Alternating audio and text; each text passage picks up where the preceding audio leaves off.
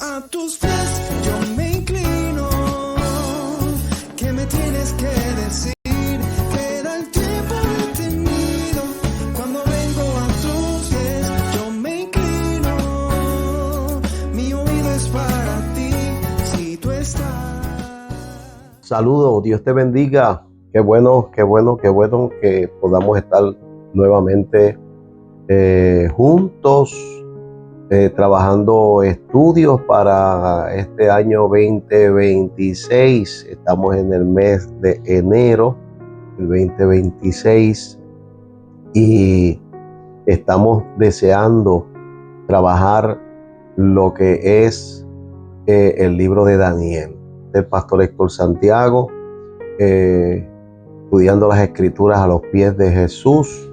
Y yo te invito a que me acompañes, a que podamos hacer una forma de estudio escatológico, pero sobre todo empezando con el libro de Daniel, de una manera simple, de una forma sencilla, que tú puedas entender lo que yo pueda entender, lo que se nos queden los elementos dentro de nuestra mente, para que luego los podamos utilizar dentro de lo que es nuestra vida de lectura de la Biblia, sea de las profecías, sea de los evangelios, de la manera pues que sea. Y sobre todo lo que le interesa mucho a las personas en este tiempo es saber el tiempo en que se está viviendo. En algún momento vas a ver que atrás voy a poner una pizarra, porque en estos estudios me interesa utilizar la pizarra. Hoy no lo hago pues porque pues es una introducción. Quiero orar, darle gracias al Señor. Este es el capítulo o la lección número uno en esta sección, que tiene que ver con escatología o la profecía del libro de Daniel. Te damos gracias, Señor. Te pedimos que nos dé sabiduría, y que al que escucha, al que lee, al que busca entender, oh Dios mío, tú le des herramientas para que puedan entender, podamos entender tu palabra y podamos entender los conceptos, Señor, que nos explican aquellas cosas que son importantes en la palabra de Dios. Gracias te damos en el nombre de Jesús.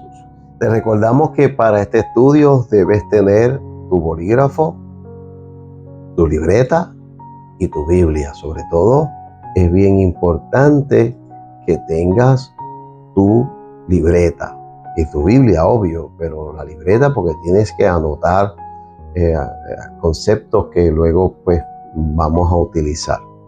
Recuerde que el libro, o le enseño a alguien que no lo sabe, que el libro de Daniel consta de 12 capítulos. No vamos a ver los capítulos uno por uno, sería muy difícil, y vamos a estar leyendo algunos versos de acuerdo a los conceptos pues que tengamos que desarrollar. El primer concepto que yo quiero que usted anote es cuando se llama escatología. Búsquelo en un diccionario, pero la referencia que le debe dar es a que estamos hablando de profecías que tienen que ver con el fin de los tiempos. Usted y yo estamos en el fin de los tiempos. Si nosotros fuéramos a hacer un marco de referencia, para, como hemos estado enseñando en Génesis, que es el principio, todos los principios, y luego va a tener un punto medio que es la venida del Hijo de Dios al mundo, y de por ahí viene el advenimiento de la iglesia hasta el final de los tiempos, donde dentro de las diferentes teologías, y luego pues vamos a estar hablando de esto un poquito, ¿verdad? más claro, pero dentro de las diferentes teologías, una que es la más frecuente y la que muchos de nosotros estamos esperando, que es el que el Señor regrese por lo que se llama el rapto rapto de la iglesia, el levantamiento de la iglesia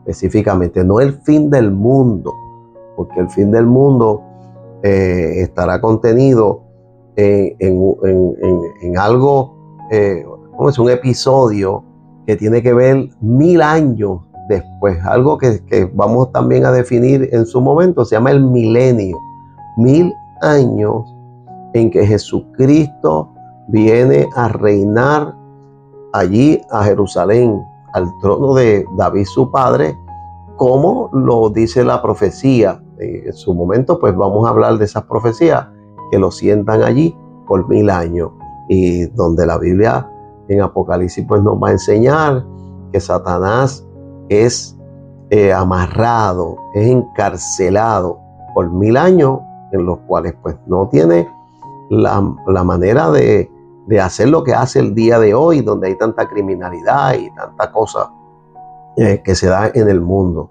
Después de esos 1000 años, pues entonces vendrán los elementos o los eventos del fin de los tiempos, el fin del mundo. Pero eso hay que comérselo poco a poco, y no lo podemos comer si no tenemos conocimiento de lo primero, de la parte de que hemos estado hablando del Génesis, que está contenido en todos los estudios que usted puede encontrar en YouTube y que tienen que ver con esa parte del Génesis. Y ahora pues vamos a hablar de profecía. Profecía, o sea, usted se para aquí. La profecía siempre va hacia adelante. La profecía no va hacia atrás de la historia, siempre va hacia adelante. Pero cuando usted se para en este lugar, tiene eventos que están ocurriendo, convirtiéndose en historia, que viene de profecías que se habían dado anterior. Hasta este punto, hay profecías que hasta este punto no se han cumplido y son escatológicas, pero también hay elementos que van marcando historia. ¿Por qué? Porque la historia va forjándose minuto a minuto, año tras año. Nosotros completamos un año, nos gozamos, tiramos unas luces y unas cosas, nos reunimos, oramos, recibimos el otro año, pero no nos damos cuenta que cada día que pasa se va haciendo historia. Y la historia no se detiene, no se ha detenido desde que Dios creó al hombre en el Génesis hasta el día de hoy que yo les estoy hablando. Así que vamos a estar hablando de asuntos históricos, vamos a estar hablando de asuntos proféticos, vamos a estar hablando de profecía de los últimos tiempos, y nos tenemos que ubicar en un plano para poder entender todas estas cosas, pero hacerlo de la forma más sencilla posible.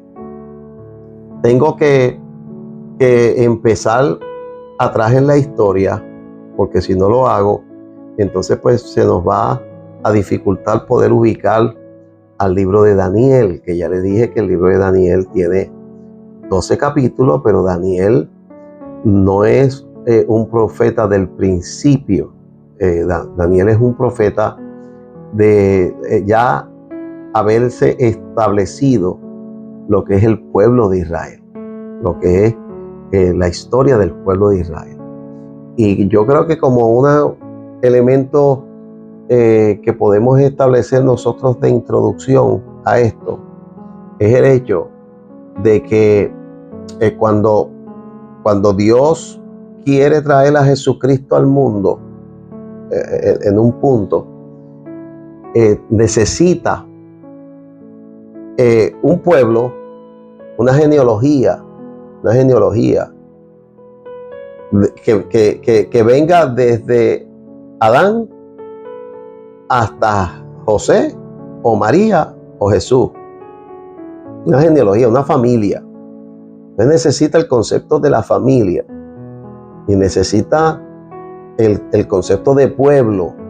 Necesita un pueblo con unas reglas, con unas leyes, y dentro de ese desarrollo usted va a ver que a grandes rasgos lo que nosotros hemos enseñado en el libro de Génesis viene amarrando desde toda la familia, desde Adán, como Caín, que es el mayor, mata a Abel, y luego pues viene un personaje que se llama Set, y cómo se desarrolla la familia de Set, que es una familia, una línea mesiánica. La línea mesiánica siempre va a estar metida dentro de la línea del mundo, del hombre.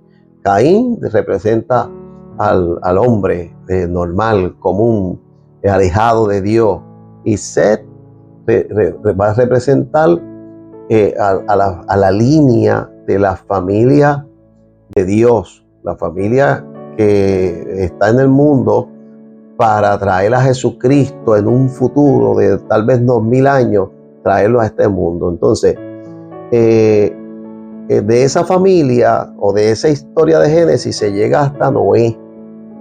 Y cuando se llega hasta Noé, en Noé vemos 3 hijos que tiene Noé, que es el desarrollo y la fundación del mundo. ¿Por qué? Porque todo es destruido.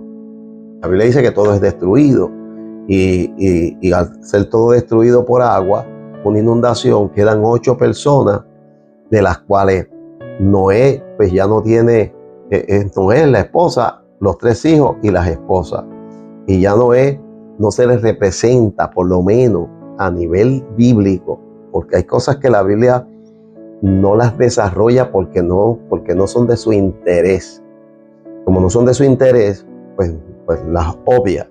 Hay muchas cosas que yo voy enseñando en estos estudios que han sido obviados, que no se le ha prestado importancia porque no son del interés de Jesucristo en el mundo. Porque al fin y al cabo, recuerde siempre, el centro de lo que nosotros enseñamos tiene que ver con Jesús.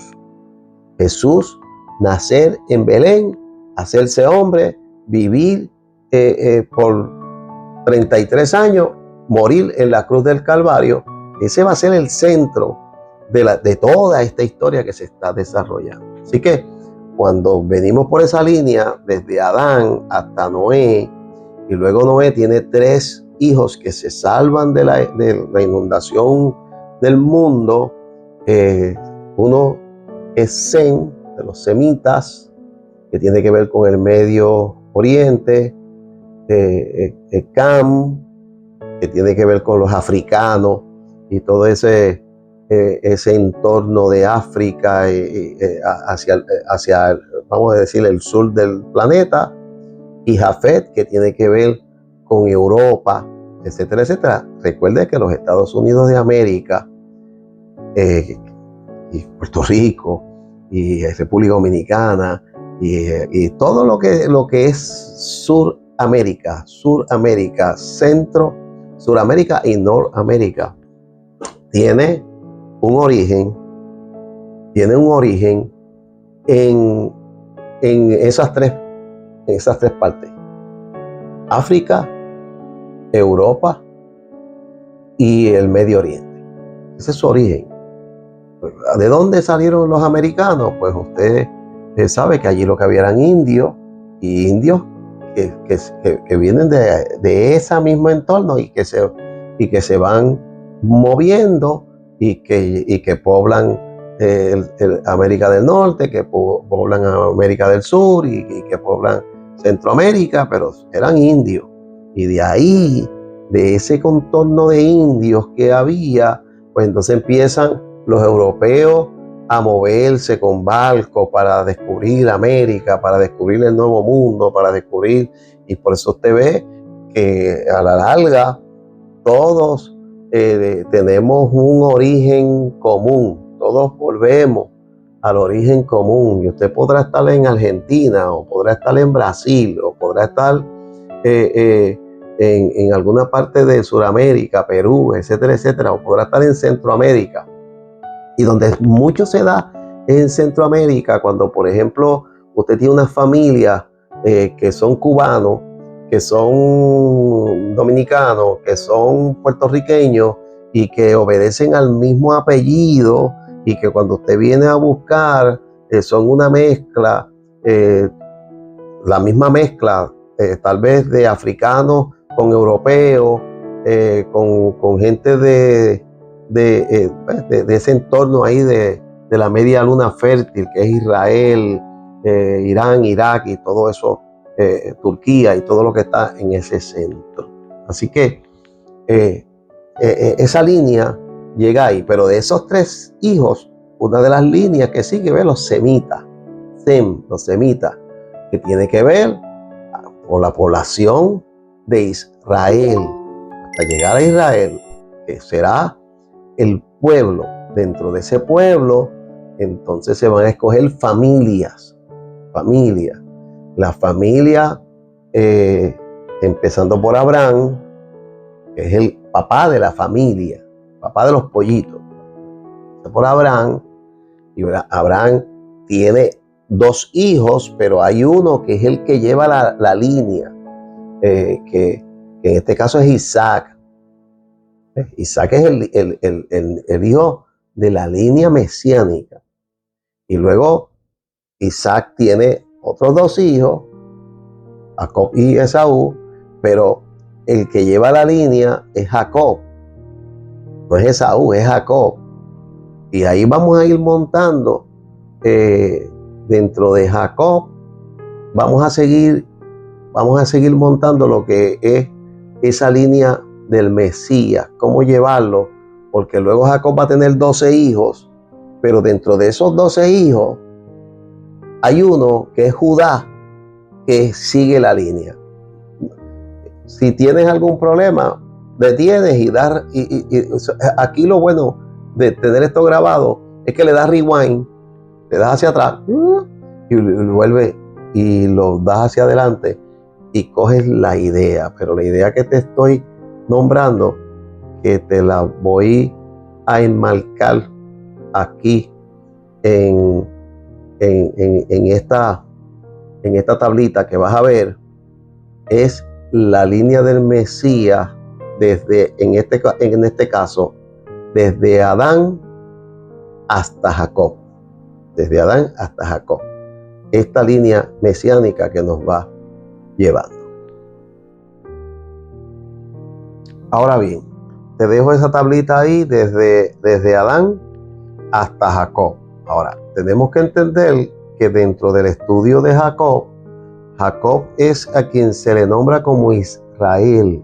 El nombre de Israel que en la historia de José, que José ustedes saben que fue vendido a Egipto y luego hay hambre y la historia de José tiene que ver con esa famosa historia del sueño de Faraón, de las vacas gordas y de las vacas flacas, y que eso lo que conllevaba era hambre, 7 años de hambre y 7 años de abundancia. Y ahí entra como un protagonista José, porque José, que no tengo tiempo aquí para hacerlo, lo vas a tener que ver en la parte del Génesis, pues tiene unos sueños, y los sueños tienen que ver con Israel. Israel es céntrico en la historia de la Biblia, desde que es creado en Egipto, que es desarrollado como un pueblo en Egipto, hasta el final de los tiempos. Hasta el final de los tiempos, porque Israel es el pueblo de donde va a salir el Mesías. Entonces, la Biblia nos va a enseñar, dentro de esto que te enseñé ahí, dentro de esa línea, que cuando llega a Jacob con 70, son 70 entre Jacob, sus 11 hijos que restan, sus hijas, ¿cómo dice? Concubinas, etcétera, etcétera. Entran 70 a Israel, a Egipto, y en Egipto se desarrollan, que es la historia de Moisés, que la vas a ver en el Éxodo. Se desarrollan, y cuando sale Moisés, saca de Egipto al pueblo de Israel, que ahora sale con un nombre, que acuña el nombre del patriarca. El patriarca, a pesar de que los patriarcas para la Biblia y para Israel siempre será Abraham, Isaac y Jacob, pero el padre de la nación es Jacob, es el nombre de Israel, y acuñan, no salen con el nombre de Abraham, los abrámicos salen con el nombre de Israel, acuñan ese nombre. Y cuando salen como el pueblo de Israel, 430 años después de que entraron a Egipto 70, salen sobre 2 millones de personas. ¿Se entiende?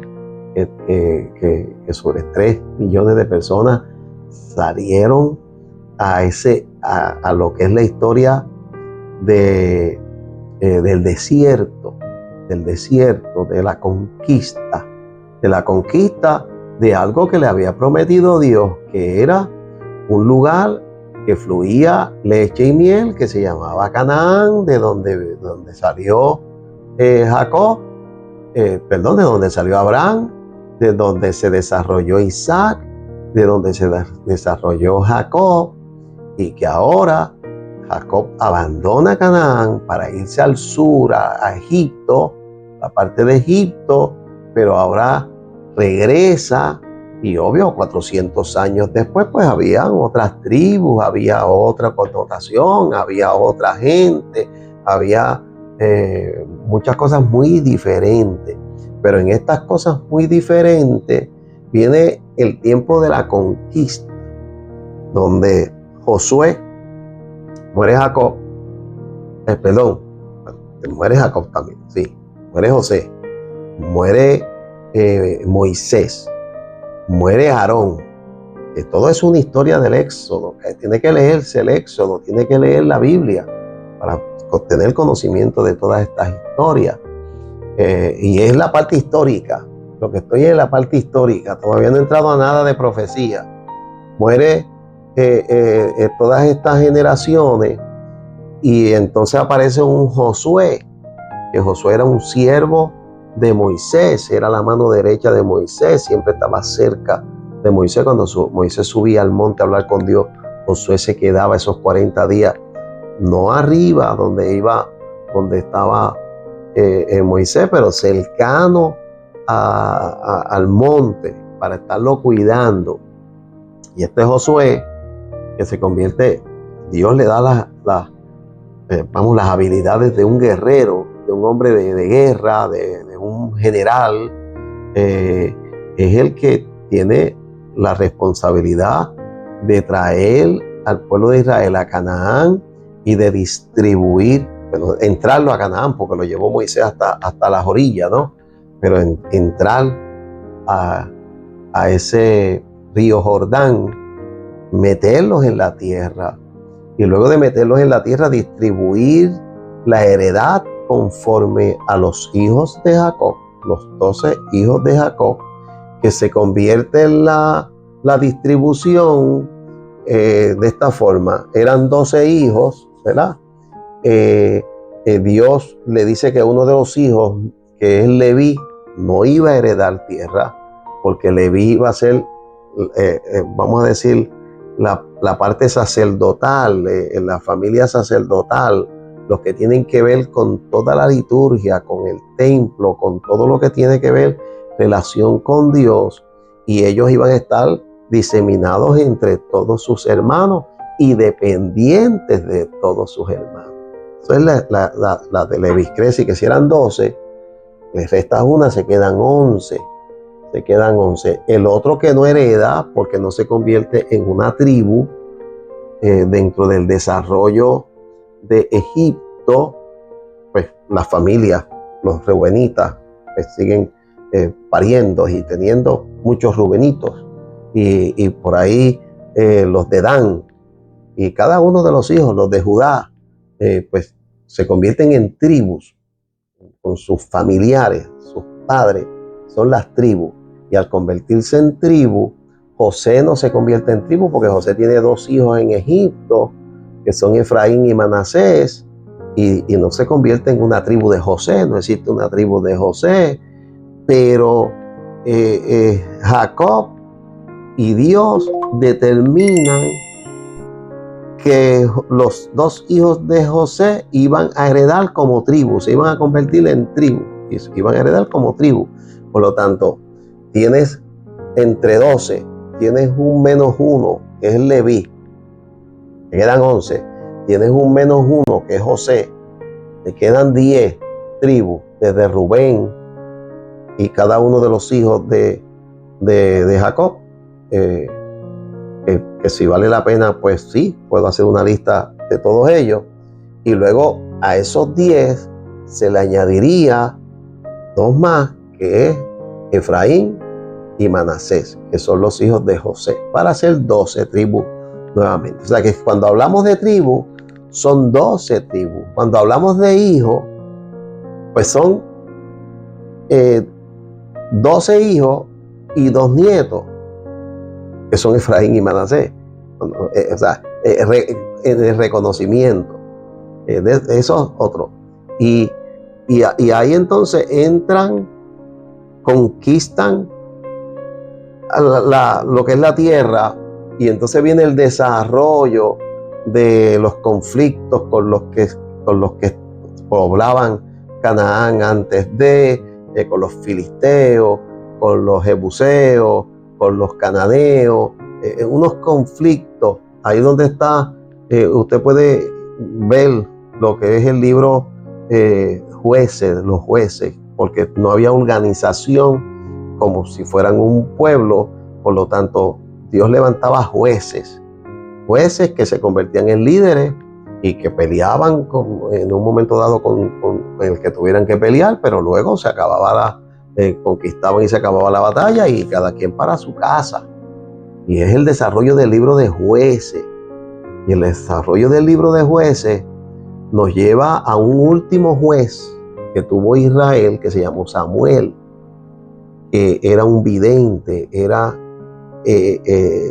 Samuel se convirtió en prácticamente un levita, en términos de que vivía en el templo.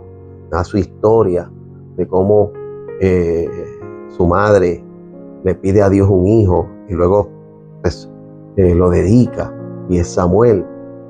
Este Samuel es el último vamos a decir, de los jueces, pero también era profeta, era un vidente, era un hombre de Dios de ese tiempo, de esa época.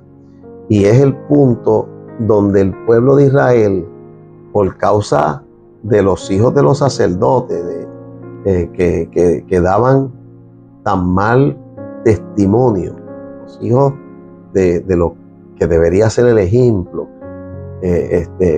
y dieron mal testimonio. Y luego los hijos de Samuel inclusive también dieron mal testimonio. Era el sacerdocio en cierne, era el origen de lo que es de lo que es la vida vamos a decir, de templo tal vez no formal, pero la vida de templo informal, ¿no? La vida eclesiástica, la vida de hablar con Dios, de saber las leyes de Dios, ese tipo de cosas. Llega hasta Samuel, porque en Samuel el pueblo le pide a Samuel y le pide a Dios que pongan un rey. Queremos un rey como tienen todas las naciones del mundo, un rey. Y de ahí es que yo quiero comenzar este trabajo, empezando o dándote algunos indicios del primer rey que tuvo Israel. Se llamó Saúl, que vino de la tribu de Benjamín. Recuerden que la línea que yo voy trazando, que les dije que llegaba hasta Jacob, y dentro de Jacob, Judá. Se lo va a ver a la mano derecha en la tablita que les estoy enseñando. A mano derecha va a ver Jacob, 12 hijos, y enmarco a Judá, porque de la tribu de Judá es que va a salir el Salvador. Entonces, pero el primer rey no fue de la tribu de Judá, fue de la tribu de Benjamín, porque ellos pidieron rey a destiempo. Y siempre que el hombre interviene con el plan divino, Dios va a permitir cosas que le van a ser dolorosas al pueblo. Va a permitir personas que van a estar ahí, que no están capacitados por Dios para estar, pero Usted lo pidió, usted lo puso a destiempo y va a tener consecuencias. Va a tener consecuencias. Saúl es un elemento a destiempo. ¿Por qué?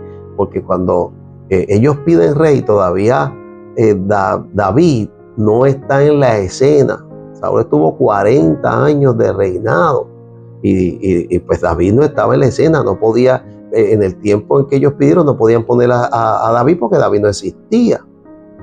No existía.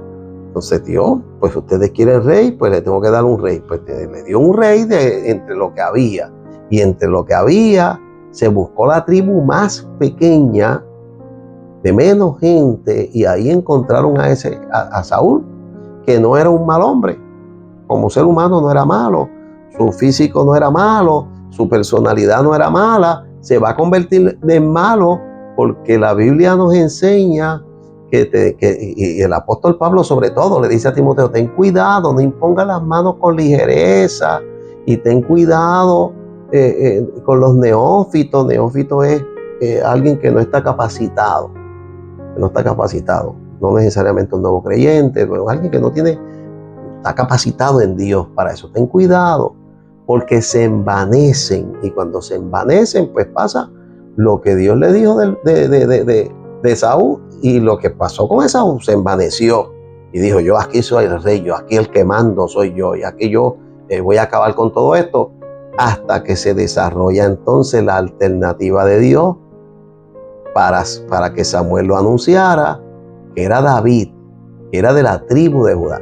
O sea, que en un momento dado en el reinado se mete una cuña ahí con la tribu de Benjamín y vamos a decir Saúl, pero se vuelve a la línea de Dios. Dios hace unos movimientos para volver a la línea con Judá, porque de Judá saldría David, y David era la línea mesiánica. En la próxima tablita se la voy a añadir a ese Judá, le voy a añadir al ladito a David. Pero te digo esta explicación para que cuando lo veas ya sepas por qué no está Saúl, sino que está David como la línea mesiánica. Y dentro del montón de hijos que tuvo David, pues también hay uno que es la línea mesiánica, que es Salomón. Y por ahí es que yo voy a comenzar, o voy a seguir, porque ya comenzar, si ya llevo 20, 30 minutos hablando, pues no es que voy a comenzar.